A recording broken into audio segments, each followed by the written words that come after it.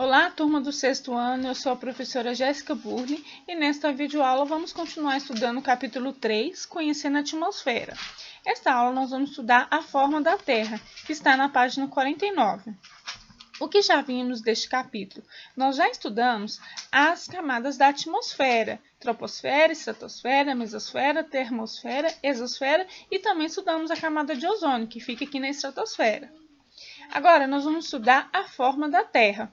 Os antigos estudiosos tinham diferentes ideias do formato da Terra. Então, eles começavam a criar hipóteses a partir de suas observações. Imagina que naquela época não tinha nenhuma tecnologia, não tinha celular, não tinha muito menos internet. Então, eles tinham muito tempo para ficar observando a natureza e criar hipóteses sobre esses fenômenos. Tales de Mileto viveu entre 623 a.C. e 546 a.C. Ele acreditava que a Terra teria o formato de um prato, assemelhando-se a um formato plano. Já anos depois, o filósofo grego Aristóteles, 384 a.C. a 322 a.C., defendia que o planeta tinha um formato esférico. Como ele chegou a essa conclusão?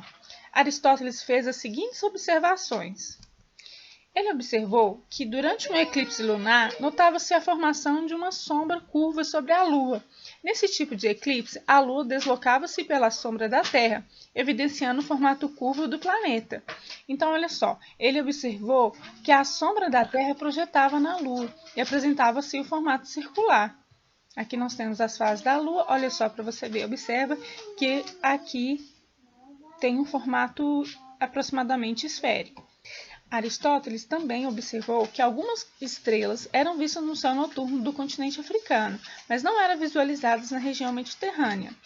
Então, como ele sugeriu que o planeta fosse redondo, quem está num hemisfério tem um campo de visão das constelações e quem está do outro lado tem outro campo. Isso não aconteceria se a Terra fosse plana.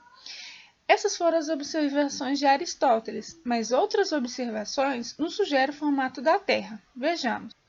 A sombra em diferentes localidades. Observe a sombra do Sol nas três imagens. Então, manhã, olha aqui, o Sol está aqui, projetando esta sombra. Meio-dia, o Sol está aqui e projeta essa sombra. Tarde, o Sol aqui projeta essa sombra.